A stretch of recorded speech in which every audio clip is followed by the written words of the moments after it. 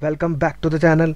दोस्तों, आज के वीडियो में हम लोग डिस्कस करेंगे GSTR 1 में जनवरी 2024 में कुछ चेंजेस डिपार्टमेंट ने किए हैं और वो जनवरी के रिटर्न में उन्होंने ऑलरेडी इंकॉर्पोरेट कर दिए हैं। तो हम लोग देखते हैं वो कौन से चेंजेस है जो उन्होंने GST इंकॉर्पोरेट किए हैं। तो दोस्तों, वीडियो को स्टार्ट करते हैं। अब हम जो GSTR 1 में चेंजेस थे उसके बारे में डिस्कस करेंगे कि कौन से चेंजेस उन्होंने एप्लीकेबल किए हैं। पहले दोस्तों क्या हुआ करता था कि GSTR 3B में जो 2 कॉलम्स ऐड थे सेक्शन 9(5) के, तो वो पहले GSTR 1 में इनकॉर्पोरेट नहीं किए गए थे। तो पहले हम देख लेते हैं कि GSTR 3B में कौन सा कॉलम था जो सेक्शन 9(5) था, वो उन्होंने इनकॉर्पोरेट किया हुआ था, लेकिन GSTR 1 में नहीं था। तो हम वो पहले वो 3B में हम डिस्कस कर लेते हैं कि कौन सा था। यहाँ पे सपोज करिए मैं नवंबर के रिटर्न में जाता हूँ, नवंबर की GSTR 3B में चला जाता हूँ।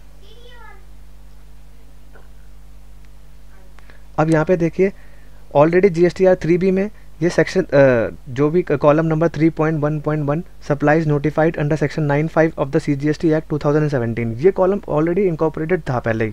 लेकिन GSTR 1 में जो भी उन्होंने जो इंकॉर्पोरेट किया है जनवरी 2024 से, तो इस कॉलम को भी ऐड किया है और इसके साथ साथ एक और कॉलम भी ऐड किया है। तो पहले ये कॉलम हम खोल के देख लेते हैं कि इसमें क्या क्या चीज़ें थी। यहाँ पे था पहला, taxable supplies on which electronic commerce operator, यानी कि ई कॉमर्स ऑपरेटर को जो भी अंडर सेक्शन 9(5) में जो टैक्स देना था, to be furnished by electronic commerce operator, यानी कि ई कॉमर्स ऑपरेटर को जो भी टैक्स देना था तो इस यहाँ पे वो डाल दिया करता था। लेकिन ये GSTR 1 में पहले इनकॉर्पोरेटेड नहीं था, लेकिन अब ये 3B में, हाँ 3B में था, 1 में नहीं था। तो यहाँ पे टैक्सेबल वैल्यू डाल देंगे, इनके IGST का टैक्स का अमाउंट, स्टेट टैक्स और CGST।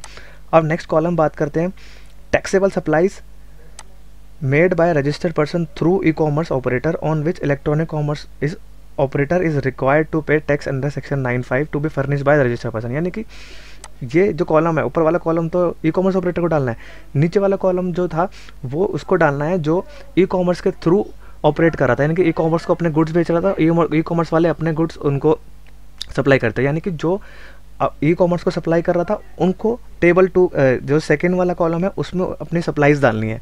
तो ये यहाँ पे टैक्सेबल वैल्यू डाल देंगे, लेकिन ये जो टैक्स भरना होगा वो ई कॉमर्स ऑपरेटर को भरना होगा। अब दोस्तों हम बात करते हैं कि GSTR 1 जनवरी का। यहाँ पे मैं आपको दिखा देता हूँ। यहाँ पे मैंने जनवरी 2024 का GST खोला हुआ है, रिटर्न खोला हुआ है और GSTR 1 खोला हुआ है। तो यहाँ पे देखिए पहले तो यहाँ तक ही कॉलम इनकॉर्पोरेट होते थे, लेकिन इन्होंने 14 और 15 कॉलम डाल दिया है। यानी कि पहला तो कॉलम है supplies made through e commerce operator, यानी कि जो ई कॉमर्स ऑपरेटर के थ्रू जो भी अपने गुड्स बेचेगा उसके लिए 14 डाल दिया है, और सप्लाईज अंडर सेक्शन 9(5) या 9(5) यानी कि जो ई कॉमर्स ऑपरेटर को जो भी अपना टैक्स जमा करना था उसके लिए अलग कॉलम डाल दिया है। तो यहाँ पे मैं खोल के दिखाता हूँ आपको। अगर यहाँ पे आप खोलेंगे इधर, यहाँ पे अपना खोल के यहाँ पे अपना GSTR जो भी GSTR of E commerce operator डाल देंगे जिसको आपने गुड्स दिए हैं। यानी कि सपोज करिए मैं एक सप्लायर हूँ और फ्लिपकार्ट एक ई कॉमर्स ऑपरेटर है, तो ई कॉमर्स ऑपरेटर मैं सप्लाई ई कॉमर्स ऑपरेटर को दूंगा, यानी कि फ्लिपकार्ट को दूंगा। फ्लिपकार्ट जो भी होगा आगे गुड्स बेचेगा ऑनलाइन, तो जो मैंने जो गुड्स दिए फ्लिपकार्ट को दिया, फ्लिपकार्ट का मैं यहाँ पे GSTR नंबर डाल दूंगा, अब ऑटोमेटिकली नेम पॉपुलेट हो जाएगा। मैंने कितने वैल्यू की सप्लाई करी उसको, यानी कि अमाउंट की, वो डाल दूंगा। इंटीग्रेटेड टैक्स डाल दूंगा, CGST डाल दूंगा, स्टेट GST डाल दूंगा, सेस डाल दूंगा और इसको कर दूंगा सेव। सेव करके नेक्स्ट कॉलम में आ जाऊंगा, यहाँ पे बैक कर दूंगा, ये कॉलम सेव हो जाएगा।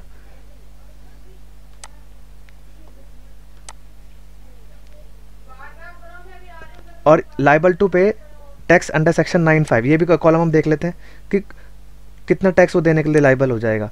यहाँ पे वही है GSTN का, ई कॉमर्स ऑपरेटर का GSTN डाल देंगे, नेट सप्लाईज डाल देंगे, IGST डाल देंगे, central tax, state tax and cess, ये सेम चीज़ हो जाएगी। Supplied made through e commerce operator under section 9(5), detail यहाँ भी आ जाएगी। और liability to collect tax under section 52, यानी कि TCS जो भी TCS कलेक्ट करेगा वो आ जाएगा इसमें। यहाँ पे TCS की डिटेल आएगी, यहाँ पे टैक्स की डिटेल आ जाएगी। अब दोस्तों हम नेक्स्ट कॉलम की बात करते हैं, column number 15, supplies under section 9(5).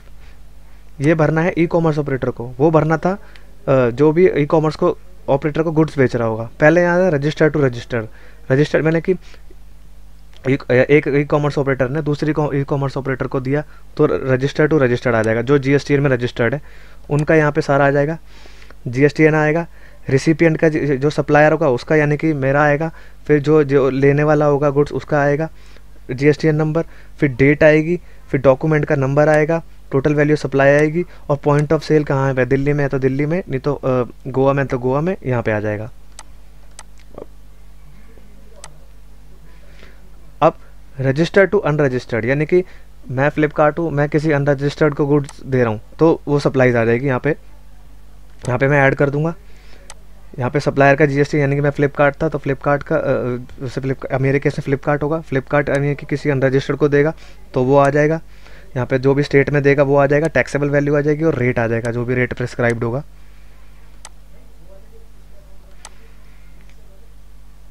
और अनरजिस्टर्ड टू रजिस्टर्ड, यानी कि अब इसमें होगा कि फ्लिपकार्ट अनरजिस्टर्ड वाला फ्लिपकार्ट को देगा, हाँ वही चीज़। अब यहाँ पे है कि रेसिपिएंट का GST आ जाएगा, जो फ्लिपकार्ट होगा वो, उसका डॉक्यूमेंट का डेट आ जाएगा, डॉक्यूमेंट का नंबर आ जाएगा, वैल्यू ऑफ सप्लाई आ जाएगी, और यहाँ पे स्टेट आ जाएगा अपना आप ही ऑटोमेटिक। अब अनरजिस्टर्ड टू अनरजिस्टर्ड, यहाँ पे अनरजिस्टर्ड टू अनरजिस्टर्ड के केस में क्या होगा, वही कि भाई कोई भी दोनों पार्टियाँ GSTN में रजिस्टर्ड नहीं होंगी, उनके केस में जो सप्लाई आएगी सीधा का सीधा क्या होगा, जो भी स्टेट होगा टैक्सेबल वैल्यू आ जाएगी, रेट आ जाएगा, सीधा का सीधा टैक्स जमा हो जाएगा।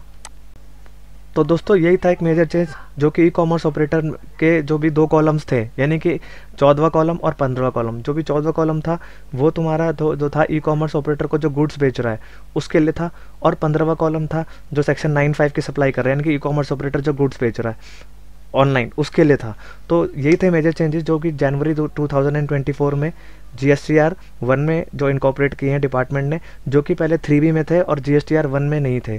तो GSTR 1 में अगर सपोज करिए डाटा डालेगा तो ऑटो पॉपुलेटेड होकर वो GSTR 3B में आ जाएगा। तो इससे क्या था कि ई-कॉमर्स ऑपरेटर को रिटर्न फाइल करने में ईजी हो जाएगा। तो यही जो चेंजेस था जो कि GSTR 1 में डिपार्टमेंट ने इनकॉर्पोरेट कर दिया है। तो गाइस अगर इस वीडियो में कुछ भी अच्छा लगा हो या कुछ भी इन्फॉर्मेटिव लगा हो तो मेरे चैनल को लाइक, सब्सक्राइब और शेयर करिए, और बेल आइकन भी प्रेस कर दीजिए, जिससे कि मैं ऐसे ही आपके लिए इंपॉर्टेंट वीडियोस लेके आता रहूँ और आपको बताता रहूँ कि कौन कौन से चेंजेस किसी भी टैक्सेस में, यानी कि इनकम टैक्स और GST में जो भी एप्लीकेबल है वो मैं आपको बता पाऊँ और आपको इन्फॉर्मेशन पास ऑन कर पाऊँ। Thank you very much. और गाइस एक इंपॉर्टेंट इन्फॉर्मेशन और है कि मैं नियर फ्यूचर में TDS, income tax, GST, tally से रिलेटेड कोर्सेज लॉन्च करने जा रहा हूँ, जो कि बहुत ही नॉमिनल चार्जेस में आपको अवेलेबल हो जाएंगे और आपके लिए बहुत ही यूज़फुल रहेंगे। Thank you very much.